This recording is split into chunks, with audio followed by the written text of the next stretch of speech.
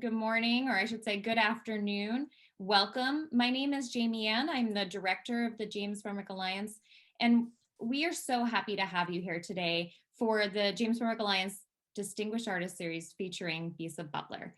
I know this was a much awaited event, and so we're really looking forward to it. For those of you who are unfamiliar with us, the James Renwick Alliance for Craft is a membership-based organization based here in Washington, D.C. We are dedicated to fostering public appreciation, education, and connoisseurship of American craft. As one of the only craft organizations dedicating to collecting, we really think we're uniquely positioned to support the American craft community and field. So we hope that you enjoy this program. If you do, please get to know us a little bit better. Consider joining as a member. We have 2 to 3 events right now online during COVID, but we also do programs all over the country. We do trips around the world. So there's lots of wonderful ways to get involved. So if you have questions about the organization, feel free to put them in the chat box and reach out to either myself or our office manager, Emily Schimmel, who is going to be running the chat today. And then separately, you'll see a box at on the screen for Q&A. And we ask you to use that box to ask questions for our main program and for Bisa. We'll be answering those questions at the end of the event. So we have almost 400 guests registered today. So if you're joining us late, go ahead and say hello in the chat. We're happy to have all of you. And with that, I would like to introduce Rebecca Ravenel, chair of the Distinguished Artist Series, who will be telling us more about this program and the series as a whole. So Rebecca. Hey, thanks, Jamie Ann. I am Rebecca Ravenel. I'm the chair of the JRACraft's Distinguished Artist Series. As part of that series, 4 times each year, we invite notable craft artists to teach us more about their work and career in a Saturday demo and a Sunday lecture. For more information about that program, you can check out jra.org and see our upcoming events. Usually, of course, we meet in person, but we're so lucky we could all pivot to these online presentations, which has opened up our programming to a much wider audience.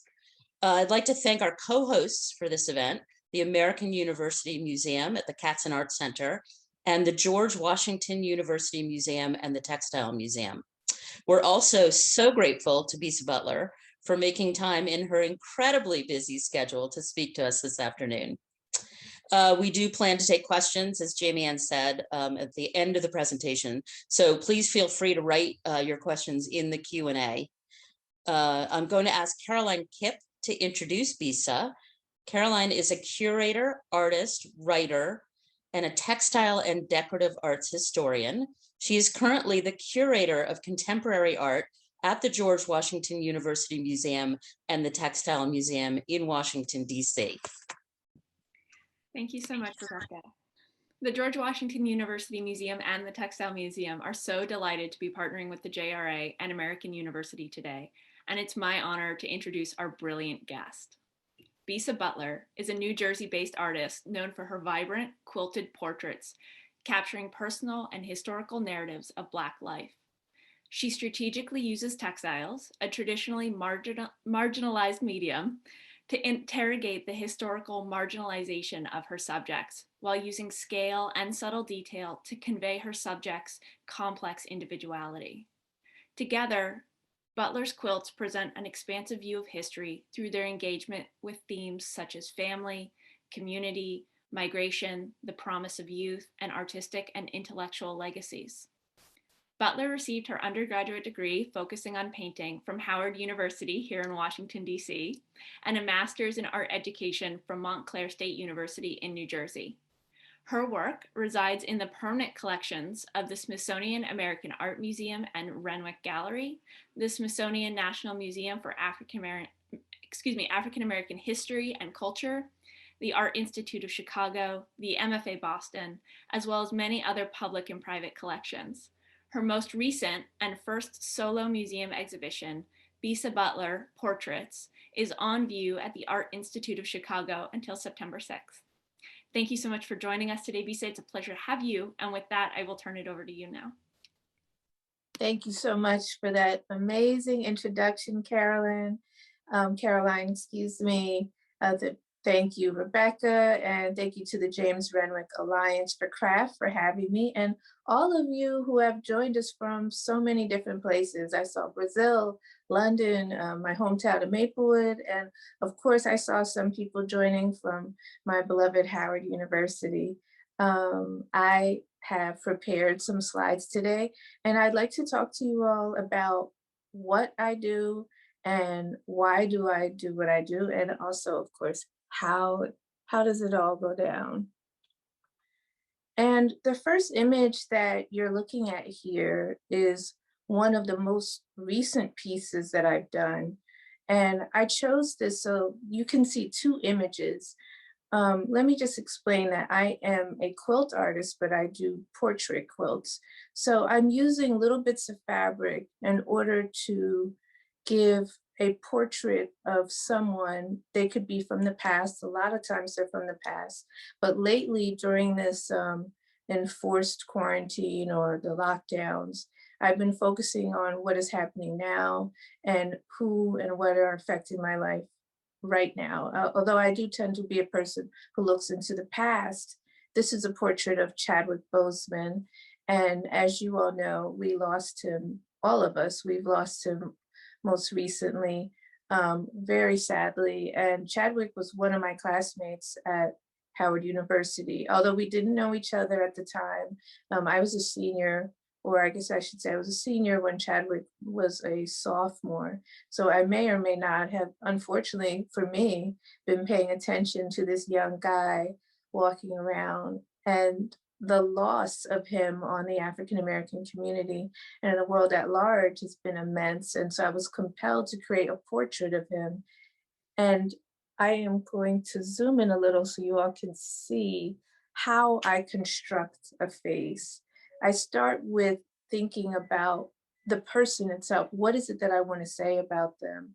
What photographs are drawing me in? At Chadwick Boseman, the intensity of his acting, his deliberate depiction of certain characters and how he wanted to portray himself as a Black man very much do mimic what I want to say about my community, being a Black person, a person of color. We want to show our pride, our dignity, and the truth about who we are. So I used different fabrics to show the light and the dark in Chadwick Boseman. Even in his hair, I'm using bright green lace to sort of describe the texture of his hair and the pride of African American kinky hair texture. And then on the other side, I'm using the velvet to show the softness. That's one of the blessings and the benefits of using fibers as a portrait, is that unlike paint, it doesn't all feel the same. And also that we all have interactions with these cloths. We know what velvet feels like. We know, so lace gives us the idea of elegance, and so does velvet, and also the tactile sensation of softness. And looking at his face, I'll just talk a little bit about the color choices that you're gonna see throughout my work. A lot of times people say that I'm using very bright colors and asking me why. Why am I not using naturalized skin tones to depict a portrait of a person? I use these intense colors because I feel like I'm trying to talk about the personality and the soul and the energy of the person. And I don't want to get hung up on what skin tone are they. It is clear that this is a Black man for sure, by his features, his hair texture, everything.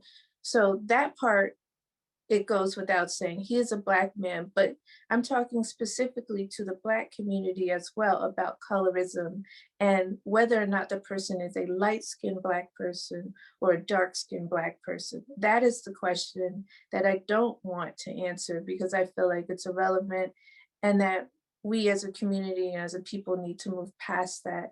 And while outside of the Black community may not realize that Black people themselves may have prejudices and hangups about certain complexions of people. I'm going to zoom out so that you can see the full quilt.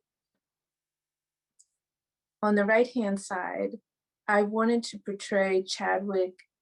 I call this piece Forever because my own belief that life goes on after death and that he will be here with us forever in some sense, in a spiritual sense. And also because going back to his role as the Black Panther, um, that was one of the catchphrases was Wakanda Forever. That was the greeting that people from Wakanda gave. And also when Chadwick gave the commencement speech at Howard University, he ended his speech with Howard Forever. So there's multiple meanings in the name of the piece. And then behind him, you'll see that lush green background and the rainbow behind him. So I chose that fabric in particular to be reminiscent of Wakanda and this idea. I have half of my family, or my father's side of the family is from Ghana, Northern Africa, and most of them are Muslims. And then on my mother's side of the family, she was born, and all of my ancestors on my mother's side, born and raised in New Orleans, Louisiana, they're Catholics. But they both beliefs have this idea of a heaven, and the Muslims refer to it as paradise. So behind him, I'm referring to Wakanda, and I'm also referring to my own beliefs that his soul resides forever in this peaceful and beautiful, lush paradise type place. And then the fabric itself, I source from this company, excuse me, called Blisco. It's a Dutch wax manufacturer. They sell primarily their market is in Africa and throughout the world, US and Europe, but primarily in Africa. And the fabric at the bottom of the screen, I'm going to zoom in so you can see that green fabric at the bottom of the picture plane it's called the Stay Safe fabric. It was printed specifically during this time of the COVID crisis, and running throughout that fabric are the words "Prenez soin de vous," which is take care of you, or in other words, stay safe. So I want that fabric to put a time and place to when we lost Chadwick Boseman. And then I also want that fabric to be sort of like a benediction for him and for us to please stay safe, take care of you. And the last thing I want to note is the red robes, the red and black robes that I have on the figure. Uh, in Ghana, when you lose somebody who is young, the mourning colors are red and black to express that intense loss and the intense feeling that you get when a youthful person is gone. And when you lose somebody who's older, then people tend to wear white to the funeral. So the red and black is for him, and it's for me, speaking of my ancestry, and it's for us. And I feel like the feeling that we have at the loss of such a young person to colon cancer. And so I am going to go to my next image here. Speaking of Howard University, where I did graduate from my bachelor's in fine arts, was in painting, studio art with a concentration in painting. So these are two examples of things that I did while I was in school. On the left-hand side, it kind of still has the folds, and it was rolled up in my portfolio for years. It is just a study that was done in class, acrylic paint on canvas, of a young woman who was sitting in the middle of the room, and the objective of the day was whatever angle you had your easel at, you had 3 hours to get a painting done. My professors at Howard were, the painting faculty in particular, were part of a group of young Black artists called the Africobra artists, the African Coalition of Bad and Relevant Artists. It started in Chicago in the 1960s in the South Side. And not all of the painting faculty, but I would say the majority of them, including the Dean of Fine Arts, Jeff Donaldson, he was one of the founding members of Africobra. So when he came over to Howard, his philosophies came with him, and some of the faculty that he chose or recruited were Africobra members, and they had specific tenets that you'll see running through my artwork. Although I am not and never was a member of Africobra, this is the manifesto and the mission that they're coming to with. One of the things that you'll see mainly throughout my work is that your artwork should show your people in a good light.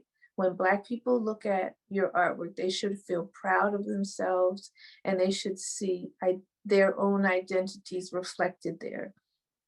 They should see Black features, Black hair, Black lips. And not only that, when they look at a piece of artwork, they should be getting an education. So they should be having these connections to the African continent and seeing things like African print and seeing things like Black textured hair. Because when you put those in your artwork, you're communicating that these are things that you feel are important. These are things that you should be proud of. You should see a pair of full lips. They shouldn't be slimmed down or anglicized or softened. Show these things boldly. And another thing is the color choices that you're seeing in both of these pieces on the left and the right. The Africobra artists had their own palette. They rejected the European Beaux-Arts art tradition and said, we're creating our own new palette. And think of that name, the African Coalition of Bad and Relevant Artists. They were not only just going to create a new palette, it was going to be based on Africa. So you're going to see reminiscence of Africa with the oranges, the intense blues, and the bright reds that you see in the continent. But also you're going to see that bad and relevant side. This is the 60s that they were creating this palette.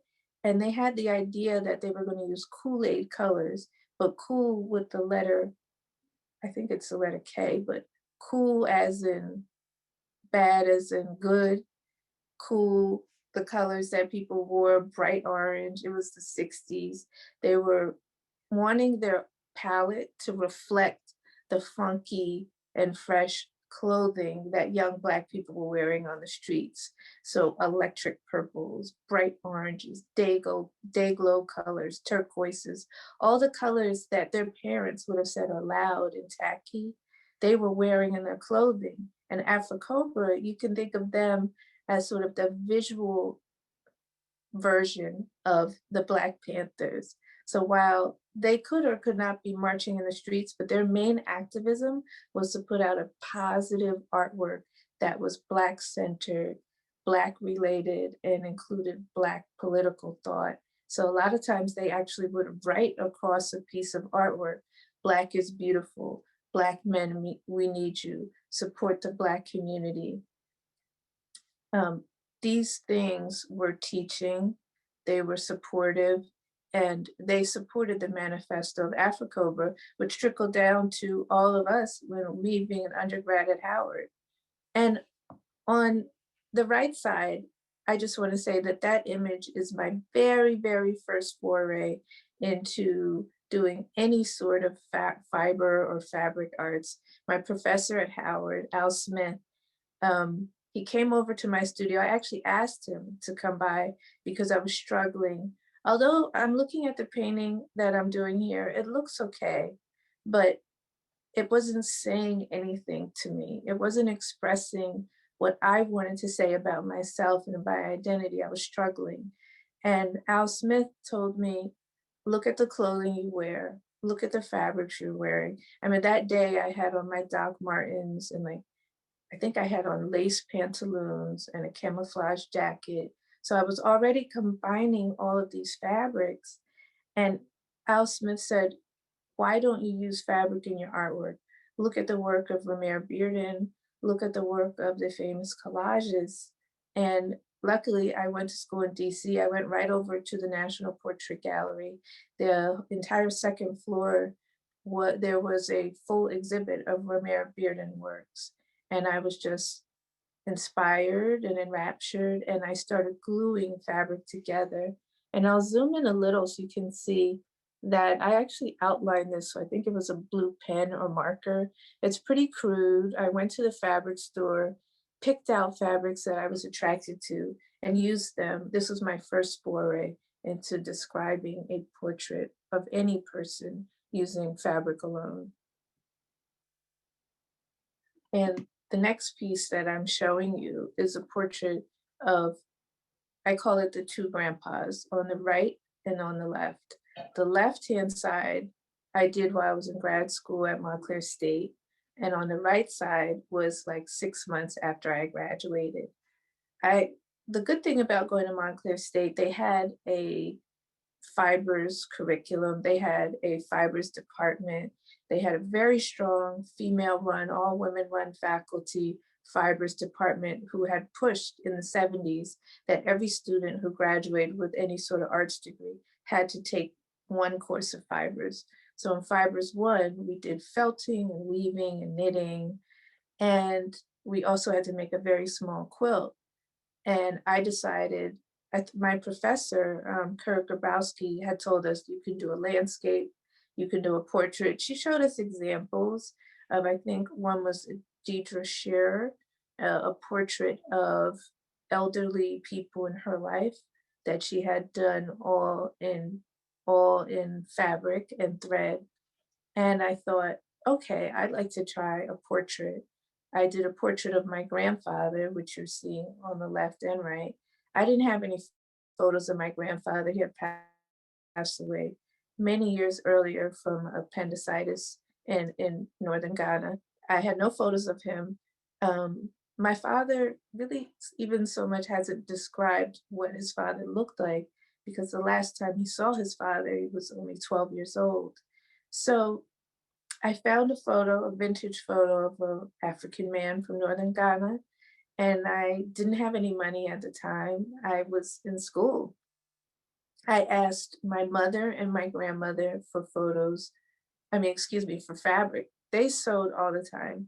I'll just backtrack a little to say that they were not seamstresses by any profession. My mother taught French, and my grandmother was a former kindergarten teacher, but she was a stay-at-home mom. They sewed a lot because they love fashion, they love clothing, and they saved all of their fabric, the remnants. So they just gave them to me. So what you're looking at is cut up versions of some of their fabrics and then my father's dashikis. So even then I was starting to think about, how do I want to describe a person, not just what they look like, but because I'm using fibers, what are they made of? And by me using the remnants of their fabric and my father's dashikis, because I didn't have money to just go out and buy brand new African fabric, I was actually using pieces of their identity, things that they had been through. Even African fabric, they make them in very short runs for like maybe 3 to 6 months. You might see a certain print, and then after that, that print is retired and they move on to a whole new one. So each print gives a time and a place about when it was made and what that pattern, what was happening during that time. And the difference between these two pieces is pretty stark, because you can see in the latter image on the right, I'm learning more about how to use the planes of the face to express, how to use different fabrics to express an expression, to show a lifelike expression. I'm learning how to cut more carefully and more efficiently. This is another portrait that I did while I was at Montclair State. This was the final project from that same course. And these are my grandparents, Francis and Violet. And because of my grandmother's name being Violet, I decided to use that border to, once again, using fabric to tell the story. If you just saw the quilt, you may not know that this woman's name is Violet, but you might start to get an idea, why are these purple flowers chosen? Why is the background of these figures purple? Why are there violet flowers in her hair? And I was able to give this portrait to my grandmother while her health was fading. She needed a kidney transplant, but she had decided that she felt that she had lived a long life, she had done enough living, and she was okay with allowing her body to do what it was going to do naturally without the interventions of medicine. On the right is the portrait. On the left, the photograph is my grandmother and grandfather as a newly married couple. They were in New Orleans sometime 1938, maybe 37. And they would go on to have such a long life together. My grandfather became a US emissary to Morocco in the 50s. They picked up their kids, which were 10 kids at the time, left the United States and raised the kids in Morocco. And my mother and her sisters didn't come back to this country till they were college age kids or college age young adults. So they really had quite an adventure. But I love this photo because it talks about the beginning of that adventure before that all started. This is an image that is really important to me because it's one of the first pieces that I did as an artist who was about to be launched onto a national stage. I had, in between that time, after grad school and before I had a national stage or maybe international, I was selling artwork to family and friends. It was mostly everything that I did was a lot of word of mouth. My neighbors, I was a high school art teacher for 13 years. Other art teachers would ask me to make pieces for their loved ones. They would see what I was doing. I was supported by local Black-owned galleries. So I was selling and making artwork all along. And then in 2017, I met with Claire Oliver Gallery, who's a gallerist who was in Chelsea, and they moved to Harlem. And Claire Oliver had more of an international reach and asked me if I'd like to exhibit at Miami's Art Basel during Miami Art Week.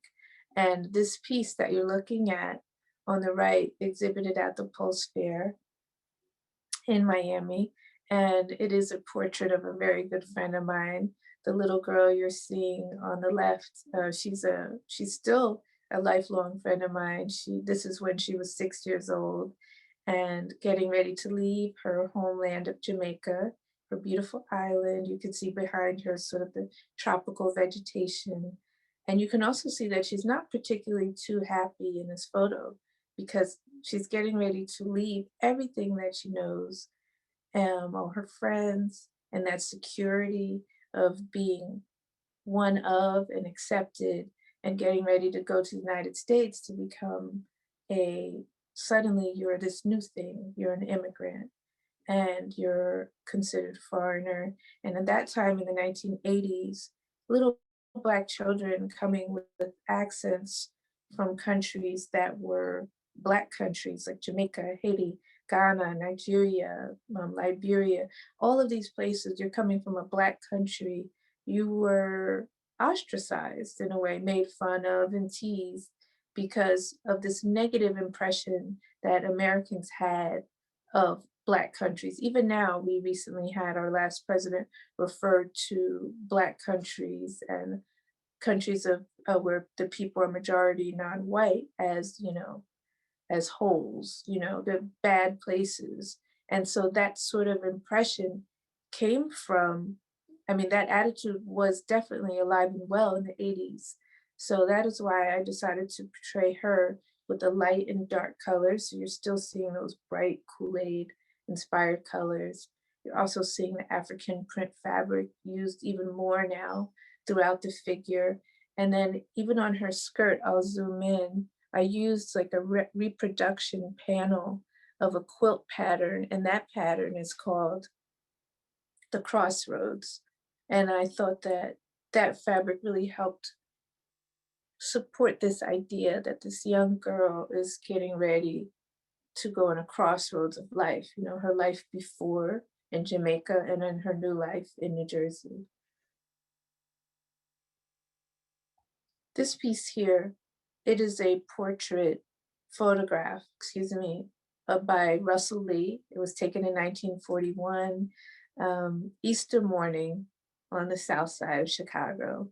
And Russell Lee, he worked for the Farm Securities Administration, and he was tasked with going across the United States and taking portraits of the poor or basically the poor people of the country, which included Black people as well. But Russell Lee also had his own interests and was working with other photographers, Farm Securities Administration photographers who had an interest in the Black community. And as you see here, also in the Black middle class. And so that's why this photo is so interesting to me, because it represents who we are as a people. These 5 little boys, I've known this photo forever, but these 5 boys, this is Easter morning. They're dressed to the nines, dressed to the T. Even their socks are well thought out, even their shoes, the hats. This little boy, if you look closely, his flower on his jacket, there's a little wire. That wire leads to his hat. And it's a special flower to hold his hat on. So there in the Windy City, that his hat will not get blown off into, into the streets. So there's a lot of care and love that is put on these children. And this is how I grew up on Easter morning. It was always a big deal. And I love this photo that it shows how the Black community cares for and loves for their children. And I decided to create a quilted version of that photo. This also exhibited, actually in Chicago at Expo Chicago. And I used all my Kool-Aid colors on each of the boys, but I love showing that diversity of the Black community. When we talk about skin color, we'll say things like, this person is red bone, which means they're probably a light-skinned person who flushes, or that other person is high yellow.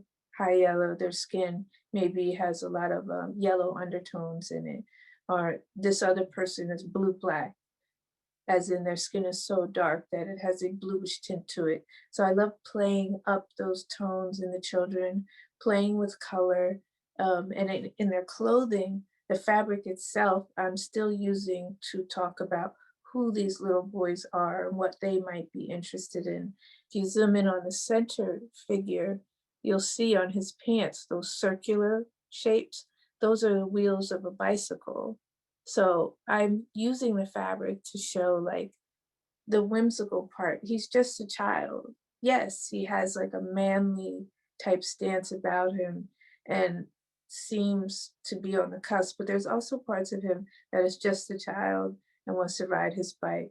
Those zigzag patterns in the background talk about that frenetic energy of children. When I did this piece, I was still a classroom art teacher. So that zigzag pattern is the heartbeat of children, energy of children.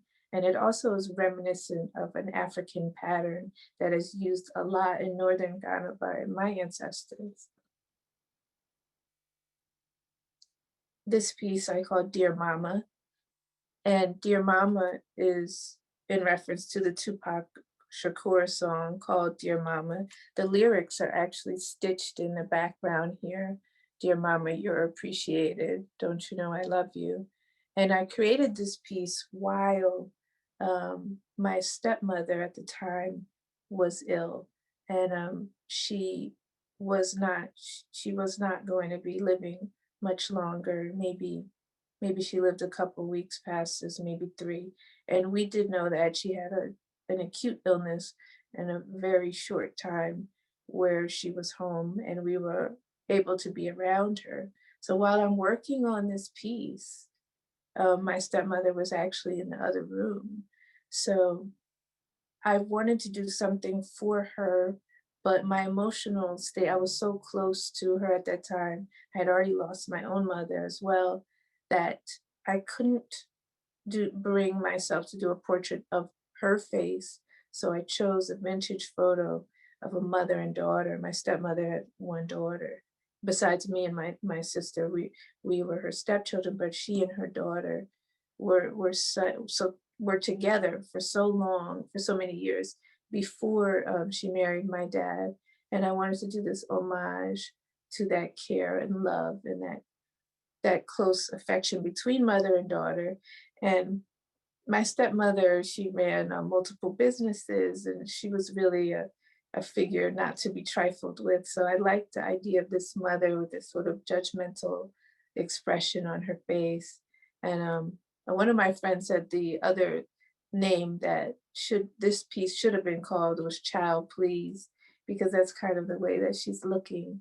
And I'll just say that the fabric on her skirt is an endobelly print. It's a reproduction of an endobelly print from South Africa. And the endobelly women paint their homes with that same type of pattern. And each woman paints her home in a particular pattern similar to that. And I like the idea that the mother represents home and the stability. She is home base. So that's why I put that print on her. This is another photo that really inspired me. It's an African American family during the Great Migration, which I think went all the way from early 1900s and into the 1970s, when Black people were free and they were looking for more opportunity. Quite frankly, a lot of them were trying to leave the Jim Crow South, leave segregation and discrimination. They were looking for jobs and education, economic prosperity. Some families actually had to leave by threats from the Ku Klux Klan and other white terroristic organizations. And this family was photographed on the road by John Delano. They were leaving Florida and they were on their way to New Jersey to pick cranberries. And they were actually photographed in North Carolina. And I did my version of this piece. It's hanging now at the Art Institute of Chicago in my exhibit called Bisa Butler Portraits. And I chose a family of 7. So it's not exactly the same arrangement as the photograph. And there are some people who weren't in the original. I was looking at 2 photos of migrating families and came up with this composite image. And I did this took me 6 months to complete this piece. I did it from March when the lockdown began in New York and New Jersey, all the way, I think I finished it in, was it late September? And so all that time I was working on this piece, and each person here took about a month to complete. I would like to say more about it, but I think that my time is probably running a little short. So I'm going to go into some detail shots. This is the mother and the father. And the father, you'll note that I did stitch those waves in his hair because I'm always, again, still talking about Black hair, pride in having Black textured hair. And on his shirt, you'll see that homestead, because they're leaving the South and they were going to the North. So they're looking for home and stability and prosperity, which is why I use that fabric on him. And on the mother, I wanted to put a beautiful hat on her. In the original photo, her hat was worn. So you'll note that there are some things that I'm doing. I'm thinking about a conversation as if I was talking to these people. If the only hat you have is worn and ragged, maybe if I were to ask them, do you want me to portray this like this? Or would you want me to fix it? Me being somebody who's sewing, I can only put in what I feel they would want. And so I chose a fresher and newer hat for the mother. The grandmother and the grandfather. On the grandfather's hat, you'll see these words: respect, love, and strength. That was actually at the edge of the fabric, again done by Vlisco, and that fabric was made during the COVID crisis as well. And on the grandmother, I'm going to zoom in so you can see her collar. You see all those little babies and those little chickies. That fabric is called African fabric. I don't know if I mentioned that before, but I meant to. African fabric is named and assigned by the women in the marketplaces with folk tales and sayings and folklore. And that fabric itself with the babies is called Children Are Worth More Than Gold. And so I thought that would be the perfect fabric for this matriarch of the family, and how their wealth is in the youth. and the love that they have for their children, how they're worth more than anything. This is the little boy that I call him the boss. And then uh, a more complete photo of the father. The little boy, his tie, you'll see he has those stars on it because I think of him as the young sheriff. He's the boss. A lot of times, this is a migrant family, but in an immigrant family as well, the children are the ones who assimilate faster. The children are the one who help their parents and their grandparents understand this new landscape. And the father, I chose to show him again because I wanted you to see that his pants are showing the city that they're going to, the northern city that they're migrating to. And on his chest, his heart will always be in the south, which is why I used a pattern that looks more rural. The two sisters. This to me, it's me and my sister who are very close. And I just thought the dynamic between the two was lovely, and how one sister, how she held on to that purse. Mostly all of the clothing in this piece, with all of the parents and grandparents, were a little bit frayed. But the one thing that this little sister had, she had a purse that was like brand new. I don't know where it came from or who gave it to her or how she got it, but she held that purse like it meant so much to her to have it in the photo, to have it seen. So I thought it was important to highlight that purse. And then the fabric that I chose, the African women, and this fabric is called by the African women in the continent, it's called Michelle Obama's purse. This print itself is a repeating pattern of a purse. And this is one of the rare times where I could just cut out something, a picture off of the fabric and put it right onto my quilt. I didn't have to cut thousands of pieces to put that together. And I also want to note that it took me almost 3,000 hours to finish that piece. So that is another significant thing. And then on the right, I just wanted you all to see, this was the grandmother and the grandfather's hands. How they were holding hands was just so beautiful to me, that even in their old age, how much they cared about each other, the intimacy there, and the love. And these are the two sisters close up. I used the flowers again to talk about the thickness and the texture of black hair, the tactileness. And I like these two photos so you can also see all of the layers on their faces. And then this is the last piece that I have. And it's actually not sewn yet. This is a young man, he's living now. And I had mentioned earlier that I'm really focusing on people who are alive and working now. This man's name, is Trevor Sturman. He is a photographer, a global citizen, a stylist, he works in all sorts of media. He actually worked on Beyonce's video Black is King as one of her stylist crews. And so I call this piece Black is King. It's my homage to Trevor and his just ultimate all around flyness. He always looks good like this. His Instagram is fabulous. And I reached out to Trevor and asked, could I do this portrait of him?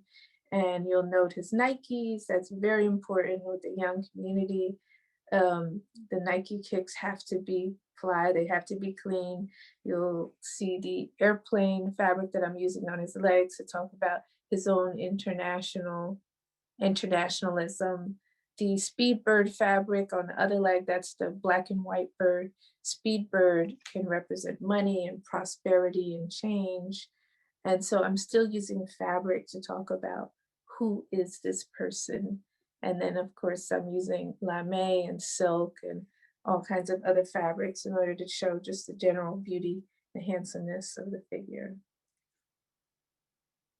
And so I am going to exit out of here. Let's see, I'm going to stop sharing.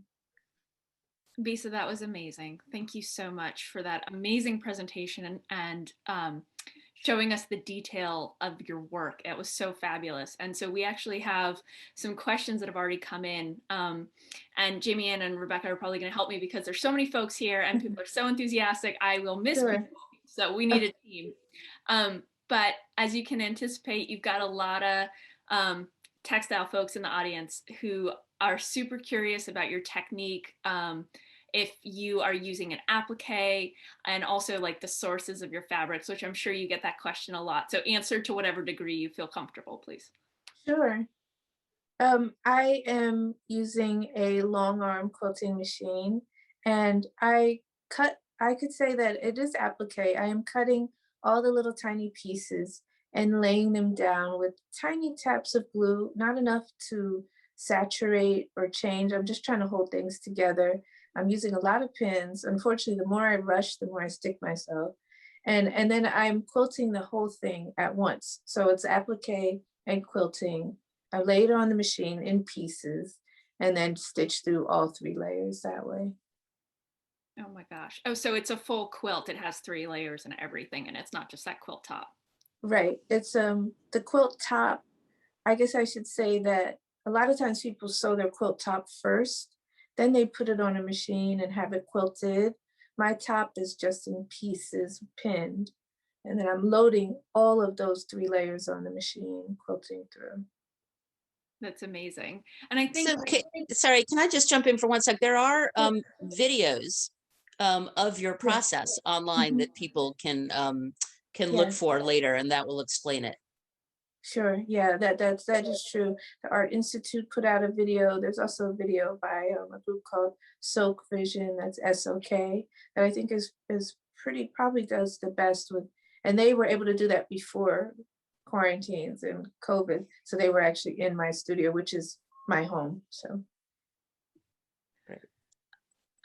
another question, this is actually my own, is, you know, you've mentioned it at least more than in passing, really, that you come from this lineage of teachers, both your mother and your grandmother and yourself as well until very recently. And so I'm wondering, with leaving your teaching position, if that was at all like a shift in identity for you, or if you still kind of consider yourself a teacher, especially with the way that your works have so many layers of meaning and are reaching so many people. So if you could talk about that. Sure. And I would say the lineage from my mother and my grandmother, I didn't even know that my father was a college president for 40 years. And my grandfather was the first dean of philosophy at Seton Hall University. So not only that, but there's this lineage of like, everybody must teach in a way. And I think that the Black community for many years, there weren't that many outlets for Black people to work as professionals. So you'll find like a lot of nurses and a lot of educators. So I always knew that I had to teach, first of all. I didn't really have a choice. And I love teaching. I think that I do consider myself still a teacher, although I'm not interested in doing workshops now. I know that like people you all had asked and other people had asked, because I promised myself when I left, I have been working with high school kids, and towards the end of the year, it gets really intense because it's prom time. And me being, I also taught fibers at Columbia High School. Every girl needs her dress adjusted. And like I was like full out being a tailor / teacher / the graduation caps. It was just like all in all the time. I had the fashion club, the crafts club, the knitting club. We had an embroidery club. And so I would be at school every day till like 5:30. And then I would do adult workshops in the summertime and just in between. Sometimes I would just have adult workshops during the school year. So anyway, all that to say that I promised myself when I left that all that energy that I gave out would be for myself finally. And as women, like we rarely ever do that. And I thought, when am I going to be a full-time artist ever? Am I going to wait till I retire? I lost my mother young, and she was 58 and she just died suddenly. And there was no retirement. So I thought, I'm not guaranteed. The health issues that my mother had, I also have. So none of us are guaranteed long life. And we all know that now more than ever with the COVID crisis. How many people have gone back to doing what they loved in the first place, because maybe they were forced out of work, forced isolation, more time at home. Like, what are the things that you used to do that were you, that you have to reclaim? And so I just try to like really stick to that, because I am a very much a giver, like a lot of women, and I'm a wife and a mother too. So it was always for everyone, everyone, everyone. So I have to like really protect that energy and say like, this is for me now. Thank you for that. That's really wonderful, and I'm so happy that you are giving yourself the time and the focus that you not only deserve, but that you've clearly been fostering through all of this, despite as part of everything that you've been giving folks for so long. It's amazing, really, to see. Yeah, thank you. Yeah. So some of the other questions that we have in. One about where you source your fabric. And so you had mentioned a name early on. Could you repeat that? Sorry. Oh. That was my timer, so I wouldn't go over. So could you repeat kind of where you get your fabric, and then how you know the stories that you do, because there is such a rich context in each of the fabrics that you use? Sure. Well, they've been, I think on the BBC, there was an expose about African fabric, but primarily I use this company called Vlisco. It's VLISCO, and it's a Dutch fabric company that's been working and sourcing in Africa since 1840. And then I'm also obsessed with free spirit fabrics, the Cafe, I don't want to say his name wrong, and I hate Cafe Facet, but he makes the most beautiful patterns and fabrics. So I've been using those too. But everything is online now. You know, you just look up on Etsy. I buy fabric. They even have a Biden Harris African print fabric that I ordered like a bunch of colors of. So I was like, oh, I gotta have that. I gotta mix that in. Yes. So my local fabric stores, there is a place right in New Jersey, Central Fabric. Then I'm right by New York, so I go to Mood Fabrics. Although Mood doesn't have enough African fabric for me, but there's a place on Broadway called AKN Fabrics. This is the letters A, K, and N. And Harlem has a whole section they call Little Senegal, with lots of little African shops. So wherever you can get it. Walmart has good fabric too. IKEA has fabric everywhere and anywhere and everywhere. And then don't forget about the fabrics that your families have. All of us have fabric. We have too much fabric. I'm talking about clothing. Like this jacket, if I decided I didn't want it anymore, like cut it. We have so much stuff that we will never ever use in our lifetime. The fact that I inherited fabric from my mother and my grandmother, yeah, I say use all of it and any that you want. I think you're right. We do all have a lot of fabric. I can certainly attest to the stash is out of control. Someone wanted to ask just a quick clarifying question about when you were working with Al Smith, and that prior to that, had you not used any fabric in any of your work, and that was really based on his observation of your dress and your style? Exactly. Yeah, I think that's so important, you know, to choose the school that you want to go to carefully. You know, I chose Howard, first of all. It wasn't for the art program, though, sadly. I went there, I visited homecoming, saw a whole bunch of cute guys, and I was like, there. That's where I want to go. And my father, being a college president, had all these friends he was on Middle States committees and boards where I was a really good student, though. I mean, really good. Like I had tons of scholarships, but I did not want them. I refused. Like I was a National Merit Scholar, and I was like, I am going to Howard. That was it. That was it for me. And especially because I wasn't from the South. My grandmother, because they had raised those kids in Morocco, they were in New Jersey. My grandfather worked at Seton Hall. My father was African. So I wasn't prepared to see those kind of men.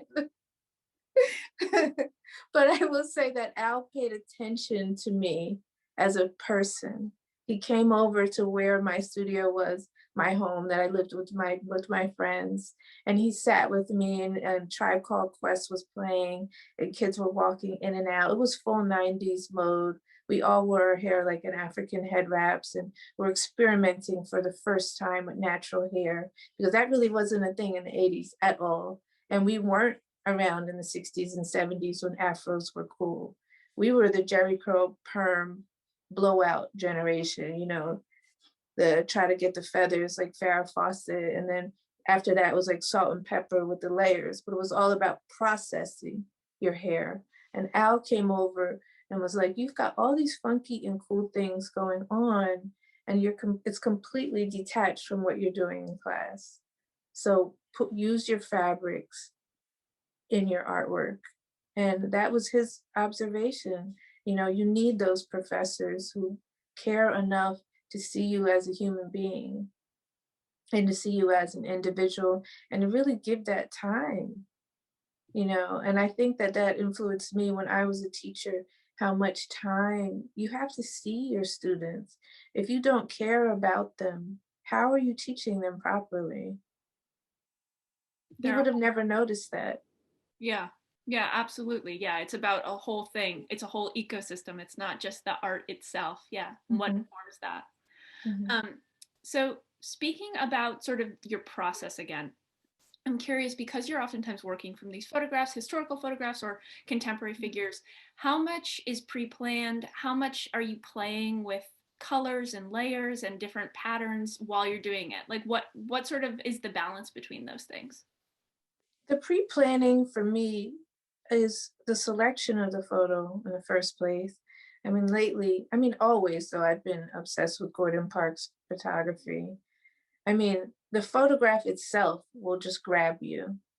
So I recently got connected with the foundation, and we were talking about what we could do together. And I'm like, it's like work. That's like opening up a whole nother, it's like somebody opened a door and said like, oh, here's another dimension. Do you want to check it out? Like, that's the way it was, just mind blowing for me. And I will create a sketch based on the photo that will become my pattern, just like a dressmaker. They make a sketch, or if you make your own pattern, right? But that is just the base. Everything else is sort of organic in the moment. I will think about sometimes, like say, like if I knew that I wanted to use this Monstero pattern in the background, I'll know that whatever goes on top of this, if I'm using greens, that means that I want the figure to blend away. But if I want the figure to stand out, a lot of times I'm using high contrast. You'll see that in African fabric a lot. They pair together like lime green and orange. So I'm like responding to that too. If I want my figure to stand out on this green and white background, then I'm gonna need to put a lot of warm colors in that. So at least I have an idea of like what my palette will be. The figure needs to be primarily warm. And then I can just go crazy from there. I start thinking about the pattern itself. This big, bold Monstero pattern, if I use another big print, then I'm gonna have another disappear quality. So maybe I need to think about smaller print. So I'm always like just kind of vibing off of the fabric that I'm selecting. Oh, sorry, go ahead, Rebecca. I hate to do this, Caroline, but we are out of time, and I feel like we could spend all afternoon. And I feel like this 1 hour is like 3 hours of information and visual information, and it's Right. we'll all be processing and thinking about this for a long time. So Yes. I really want to thank you for your incredible artwork and insights and commentary, and I know that everybody here appreciated it. So thank you very much, Bisa. And I just want to say that our upcoming Distinguished Artist Series is Kate Kretz is coming up in April. She's a mixed media artist here in the DC area. And then we have glass artist Christina Bothwell coming up in May. So please go to JRA.org and check out those programs. And again, thank you so much, Bisa and our co-hosts. Thank you. Thank you. I enjoyed it. Thank you so much for having me.